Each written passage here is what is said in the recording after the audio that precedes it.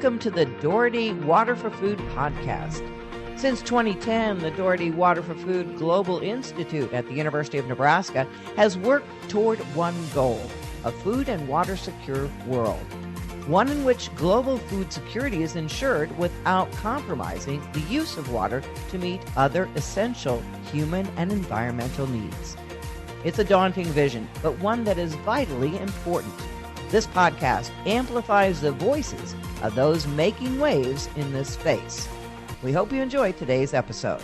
Hello, I'm Frances Hayes, DWFI Director of Communications and Public Relations, and your host for this episode of the Water for Food podcast. Today we'll be discussing the impacts of drought on human health, and I'm joined today by 4 experts in various areas of this important topic. Dr. Yanjin Guan is a DWFI faculty fellow and the director of biostatistics in the Water, Climate, and Health program at the University of Nebraska Medical Center. He'll discuss the impacts of drought on respiratory outcomes. Dr. Jesse Berman is an associate professor of environmental health sciences at the University of Minnesota School of Public Health. His expertise is the impact of drought on multiple health outcomes, including the stress levels of farmers. We'll also speak with Rachel Luckadoo, JD, and another DWFI faculty fellow who's also director of public health policy in the Water, Climate, and Health program at the University of Nebraska Medical Center. We'll dive into her work on a drought and public health report developed through a partnership with NOAA and the University of Nebraska Medical Center. Dr. Jesse Bell, DWFI's Director of Water, Climate, and Health, also contributed to the report, and he'll bring a global perspective on the impacts of drought and health. Yanjin, Rachel, Jesse, and Jesse, I'm so happy to have you here and excited to have so many expert perspectives on this topic. So let's dive in. First, I'd like each of you to take a couple of minutes to introduce yourself and summarize your research and experience. So we'll start with you, Yanjin. All right. So hello, everyone. My name is Yanjin. As Francis mentioned, I'm a faculty fellow at DWFI and director of biostatistics at Water, Climate, and Health program at UNMC. So I'm also a faculty member in the Department of Biostatistics, and I'm deeply passionate about statistics with particular expertise in Bayesian statistics. So my primary goal is to develop innovative statistical method and to provide statistical solutions motivated by the real-world problems. So since joining the UNMC, I've collaborated with multiple researchers in clinical trials and the public health research. And one of my key research interests lies in environmental and spatial epidemiology and focusing on the health risk assessments associated with environmental and climate-related exposure. Great, thank you. Jesse, let's move to you. Thank you, Francis, and thanks for having me on the podcast today. So my name is Jesse Berman, and I'm an associate professor at the University of Minnesota School of Public Health. So I'm an environmental epidemiologist here, and for those who may not know, what is environmental epidemiology? So what we do is really understand how the environment impacts different disease outcomes. So environment can mean a lot of different things. It could mean the office that I'm sitting in right now. It could be the workplace that someone is, doing their job. It could mean the community where they live. Or for other people, it could be the environment, meaning the air and the water and the land and the soil that we're exposed to. So for my particular interest, I tend to focus on air pollution as well as extreme weather and climate conditions and how those impact health. Right now, today, when we're recording this on June 20th, there's a terrible heat wave that's impacting the entire eastern portion of the United States, stretching from the Great Lakes all the way up to Maine. This is a massive type of environmental exposure, and my research really focuses on how events like that, extreme heat, dust, drought conditions, and other types of pollutants and hazards impact human health. Thank you. Rachel, you're next. Thanks, Francis. So I'm Rachel Luckadoo. As Francis mentioned, I'm the Director of Public Health Policy for the Water, Climate, and Health program, and I'm faculty within the Department of Environmental, Agricultural, and Occupational Health here at the College of Public Health and University of Nebraska Medical Center. I also serve as the Deputy Director of our Center for Preparedness and Emergency Response Solutions at UNMC. So my work focuses on public health and healthcare preparedness and response for all types of hazards, ranging from infectious diseases to natural disasters to extreme climate events like drought. And my background is also as an attorney, so I do look at some of the legal and policy issues that are involved in different preparedness issues as well. So thank you, Francis. Thank you, Rachel. And last but not least, Jesse Bell. Thanks, Francis. Really appreciate being on today. And so I'm Jesse Bell. I'm faculty at the University of Nebraska Medical Center. I'm also faculty at the University of Nebraska-Lincoln. I'm the director of the Water, Climate, and Health program, and I'm also director of Water, Climate, and Health at the Doherty Water for Food Global Institute. My primary focus or my interest is trying to understand how environmental change and climate change impacts human health. And I've been working on this for a number of years. My previous job was between NOAA, the National Oceanic and Atmospheric Administration, and CDC, the Centers for Disease Control and Prevention. And today we're going to be talking about drought, and that's where I actually developed my interest at first. It was trying to understand, or one of my first interests was around drought and how it impacts human health. When I was working in those two institutions, we were working on climate and health assessment, trying to understand how climate change impacts human health, which we did a session or a podcast session on that health assessment, or one of the health assessments that's come out. And with that, I saw that there was a real need for information on understanding how drought impacts human health. And so that's been one of my main areas of focus over my career. Thanks, Jesse. Well, it sounds like we have a lot of expertise in the virtual Zoom room today to discuss this topic. So that's fantastic.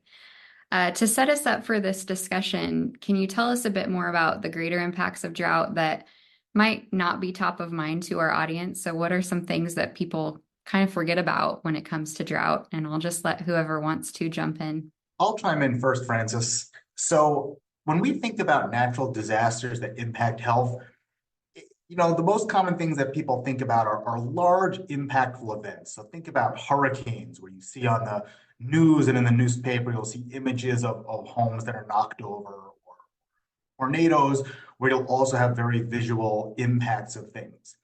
And these types of large storms are very important for different health outcomes.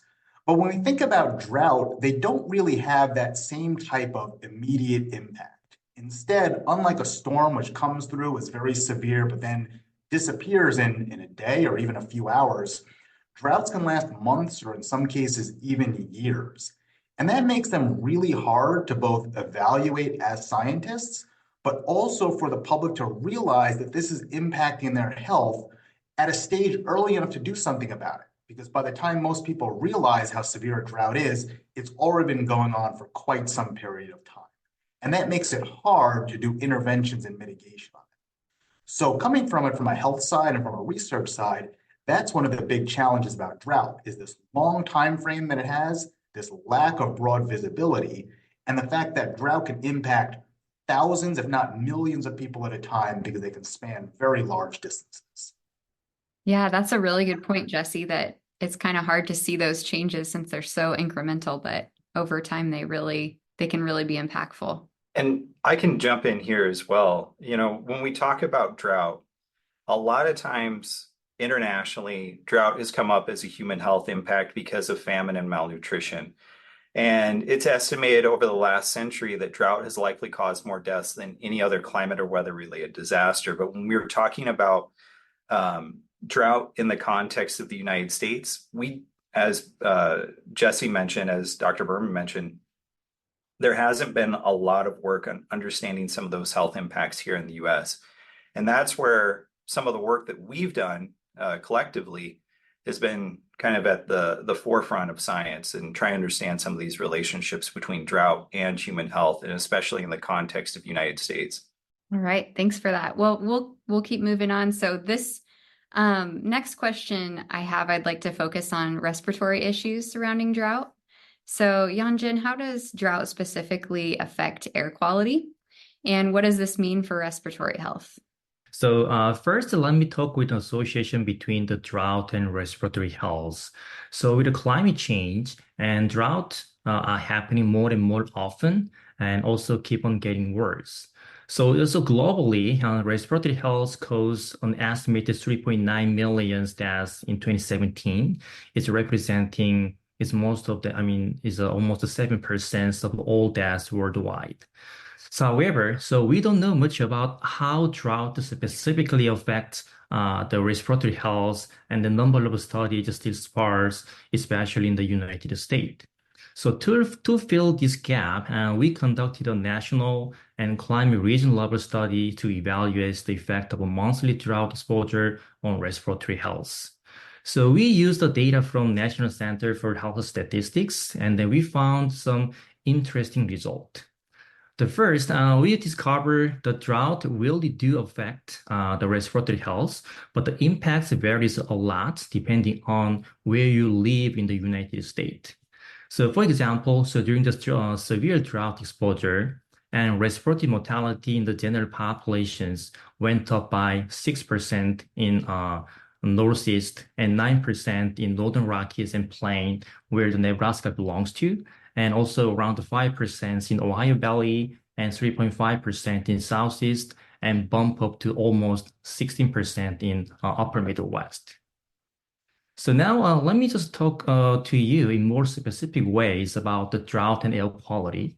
So the studies over the past 20 years have shown that the poor quality or poor air quality harms the respiratory health. Also, in the recent research in our group also shows that the level of particulate matter, 2.5 ppm10, during the drought period is higher than the non-drought period.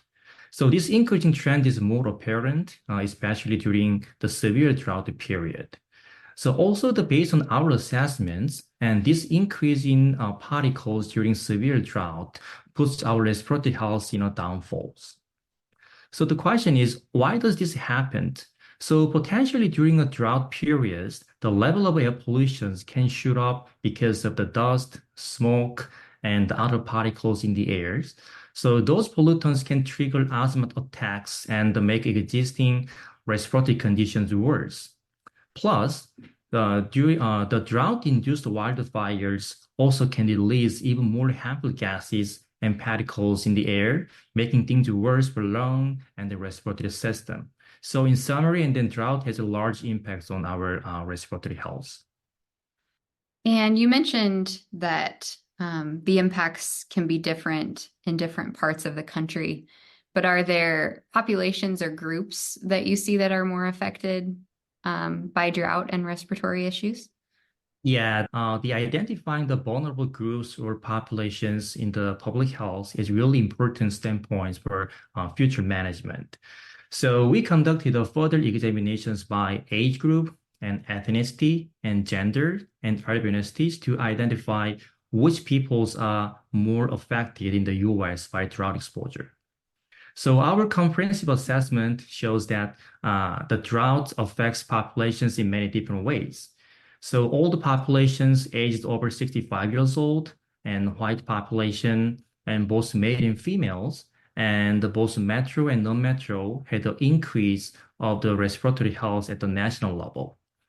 Also, at the climate region level scales, one of our recent studies in Upper Midwest, where the places consist of Iowa and Minnesota and Michigan and Wisconsin, was also demonstrate elevated risk by severe drought in all the populations, white, both male and female, and both urban and rural communities. So those evidences clearly indicate that even we are not aware that, but most of us were already affected by the drought exposure on respiratory health. Thanks. I think that's an important point that, drought can affect everyone, but especially those in, older populations. And over time, I imagine that's a little more than just annoying, but also can really negatively impact quality of life. So another aspect of drought that I want to talk about is that it can have a huge impact on the stress levels and mental health of farmers. It's not an issue that's discussed widely, but I think it's becoming more and more discussed. So, Dr. Berman, can you elaborate on the ways in which drought impacts the mental well-being and stress of farmers? So as we do more and more research into drought and different health outcomes, one of the interesting aspects about it is that drought can influence people in a lot of different ways. Dr. Guan just mentioned, respiratory effects. Dr. Bell earlier talked about famine as well as malnutrition issues. But here in the US, one of the most critical ways that we think drought is impacting people is through their mental health.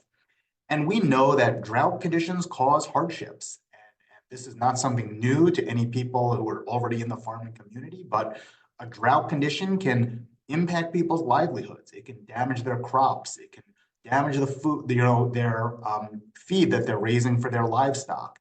It can impact them in terms of monetary. And when you have rural communities that are dependent upon farmers, when the farmers suffer, it has a trickle-down effect into all of those other businesses and individuals who depend on the farmers for their own livelihoods. So drought can really have this trickle-down effect. And as we mentioned earlier, they can last for quite a long amount of time. So it's not as though we know that these effects are going to end tomorrow. They can really stretch on for quite long distances. So we had done a study where we actually wanted to quantify this and say, there's been a lot of anecdotes out there about the impacts of drought conditions on mental health, but can we actually see it? And we looked at a study of farmers here in the Midwestern United States in 9 states, stretching the Dakotas down to Missouri and as far east as Illinois. And we evaluated their occupational psychosocial stress. So this was a measure that the farmers had taken over a period of 4 years. They took this survey multiple times, and it let them see how much stress they attributed to their jobs. And what we found is that drought was associated with a far increased stress level among farmers, particularly during the growing season. So this was really important because it showed that not only is drought impacting the stress of farmers, but it happens during particular times. In this case, the growing season compared to the non-growing season when those stress levels weren't as apparent. And while that increase in stress during the growing season was higher, it wasn't to a huge amount, but when we compared it to other things that cause stress in farmers' lives, such as pain from existing injuries, we found that the stress attributable to drought was just as high as some of these other effects. So therefore, like I said, while there's a lot of anecdotal evidence, many farmers will tell you how drought impacts them. This was a very sound scientific study that demonstrated it, and hopefully this information can be used for policy purposes and mitigation of some of these effects. That's great that data exists, because I think we all do know that it's anecdotally exists, but in order to make those policies or act on it, we often have to have the data behind it too. This is also a good time to mention to our listeners that if you are in crisis or experiencing difficult or suicidal thoughts, to call the 988 Suicide and Crisis Lifeline by dialing 988 on any phone. We'll also post a link to the Suicide and Crisis Lifeline in the show notes for today's episode. So beyond curing the drought, which I think we'd all wish we had the power to do that, what can be done to help farmers deal with these negative impacts of severe drought, or what are those policies that you're mentioning that might help? Yeah, so that's a really important question, Francis, and it's a really critical piece of what we do as public health researchers, is to not just do the research to demonstrate that something is happening, but then that question of, well, what do we do about it? And this is sometimes the most difficult part of our jobs. So while we haven't done any interventions in our work, since our research is still nascent, it's just beginning, and we still have a lot more work to do, we know that there are a lot of ways that we can help prevent some of these mental health impacts of drought conditions. One of the things about drought, which, going back to my example from earlier, unlike a storm that happens, such as a hurricane or a tornado, those really have very little warning as to when they're going to happen. But one of the nice things about drought is that you kind of know when a drought is taking place. You just have to be able to recognize it before it gets to that very extreme level. So we're hoping that with information like this, we can really push policymakers to put in those tools for farmers to help protect them from these really severe adverse impacts of drought conditions. This might be something as simple as increased awareness. Make it aware to farmers that this is something that they need to be looking out for, both in themselves, in their neighbors, in their peers. This is information that clinicians need to know, that they need to look out for these types of, signs among stress in their farmers, when these conditions become severe. And it can even work in favor of helping, politicians and other local leaders in terms of giving that additional support, such as that irrigation support or those other tools for farmers to help reduce some of these most severe impacts before they get too worse. But one of the things we really stress is that awareness is so critical in terms of what we are doing and trying to prevent issues, because unless people know about the problems and what to look for, we can't really do anything to combat them. Thanks, Dr. Berman. I think that's a good segue to our next topic, which is talking with Rachel a bit more about a report that you worked on in partnership with NOAA and the University of Nebraska Medical Center. I know Dr. Bell was involved in that too. Tell us about this report, how it came to be, what it's all about. So this was the Drought and Public Health Roadmap, and we put this together as a result of work that we'd been doing for about 4 or 5 years with NIDIS, which is the National Integrated Drought Information System. And that work consisted of a national workshop and about 6 regional workshops across the country where we brought together public health, healthcare, emergency management, climate scientists, a little bit of everybody who were stakeholders in this work to see what they were doing related to drought and health and what next steps did they think needed to occur in this field. In addition to those workshops, we also conducted a series of about 20 interviews with state health departments across the country to see some of the work that they were doing in this space and what resources would be most useful to them going forward.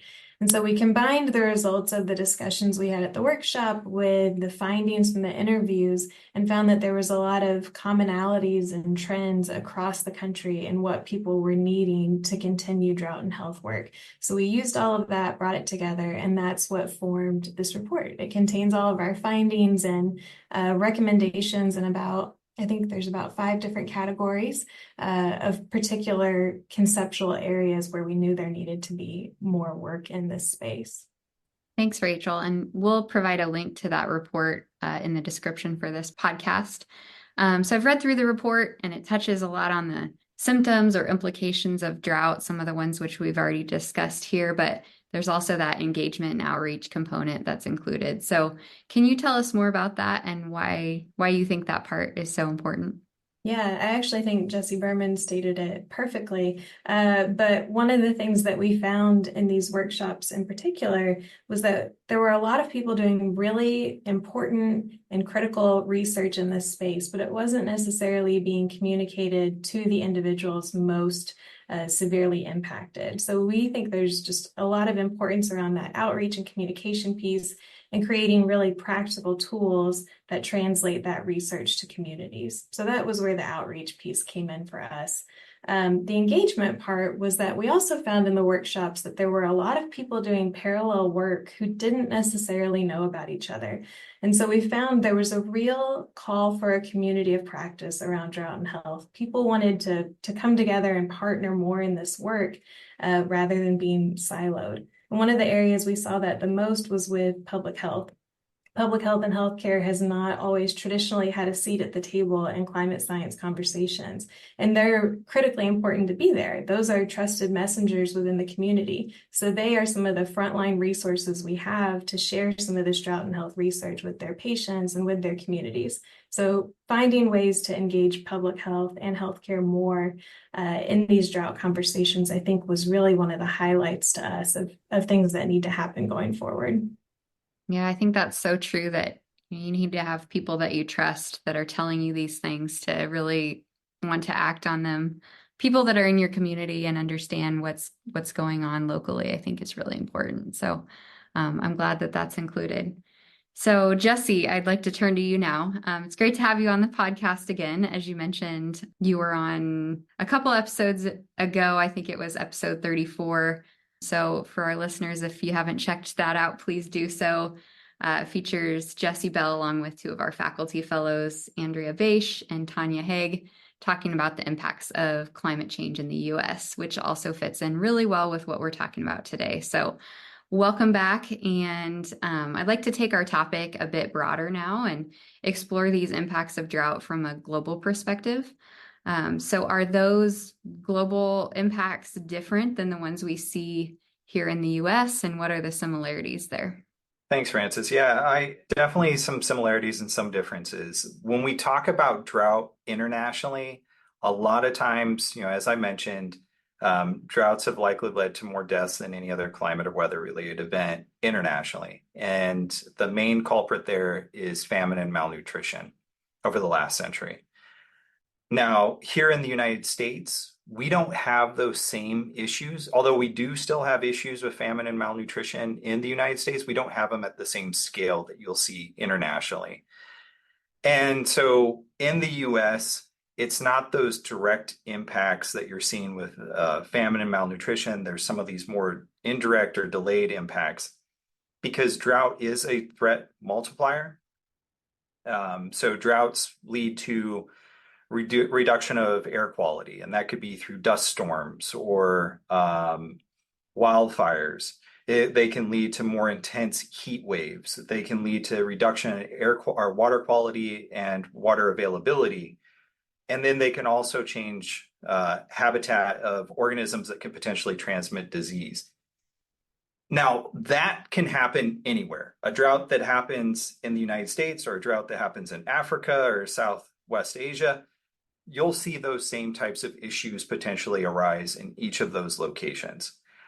However, one of the things that we should know is that, or that we do know, is that there hasn't been a lot of work on understanding some of those pathways, either internationally or here in the US, those indirect pathways. We're starting to see more of this type of work to understand some of these relationships, and that's a big part of what we've been doing, is showing that relationship with respiratory, cardiovascular, looking at heat-related illness and the association with drought. And so we're doing that here in the US. There are other groups that are doing this internationally, but hopefully one of the things that I'm really hopeful for is the work that we're doing has that ability to help start other research projects across the world to better understand some of these relationships that we've been able to establish here. In short, drought, although there are some similarities, there are some differences, and there's still a lot of work that needs to be done in understanding some of those general relationships between drought and human health, like what we've established here in the US. And since we're all about solutions here, not just talking about problems, but also solutions, what are some strategies that can be implemented to mitigate or lessen the impacts of drought on human health globally, both in the short term and over the long term? I think my colleagues have done a good job of kind of summarizing some of those potential relationships and how that could be useful for addressing some of these issues. But for us, I think for me and for us, I think as a whole, is making sure that public health and health agencies are at the table when we're talking about drought. So often when we've talked about drought in the past, we talk about it in the context of water resource management. We talk about it in the context of agriculture. But failures in those systems result in human health outcomes. And as Rachel discussed, there are a number of examples from workshops that we hosted where the public health agency had not been talking to the state climatologist about the drought action plans that were put in place or the climate action plans that were being put in place. And so making sure that those public health agencies are at the table so that they can provide their information and knowledge, as Rachel mentioned, because they're the ones that understand the communities, understand the vulnerabilities, and understand the populations that are most at risk. And then I would say the other big portion of that is working on more effective communication to populations so that they understand the risks that they're facing. And that is when a drought event occurs, because it is that slow evolving disaster. It doesn't manifest in that immediate, where you see the impacts, as I think Dr. Berman illustrated earlier, as a hurricane, or you don't feel it like you do with a heat wave. Drought kind of sets in, and because it sets in a little bit slower fashion, where you might not even realize, or people might not realize that they're in a drought event, because of that, we need to be more effective on how we're communicating about the risks that they're facing, because it is that threat multiplier. They're in a drought event, the environment is changing around them, and what they're used to is maybe no longer what they're being exposed to. And due to that, we need to make sure that we're doing effective messaging, both through public health and healthcare, to those populations that are more at risk.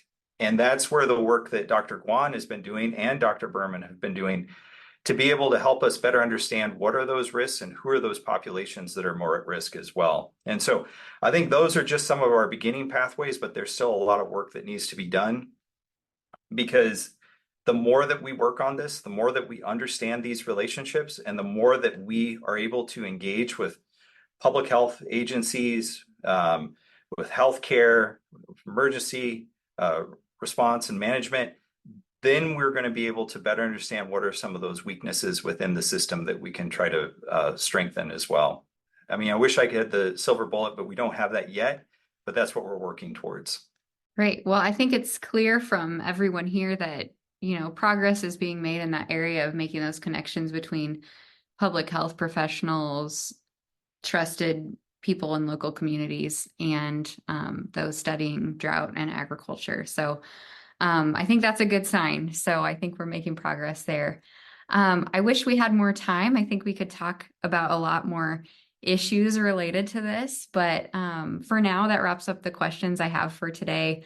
Are there any parting words you'd like to share with our audience, or anything that we didn't cover that you'd like to comment on? I can jump in here real fast. One, I greatly appreciate this opportunity to talk about this issue, because like I said, a lot of times we're not thinking about drought in the context of the impacts on human health. And I would summarize a lot of the work that we've discussed.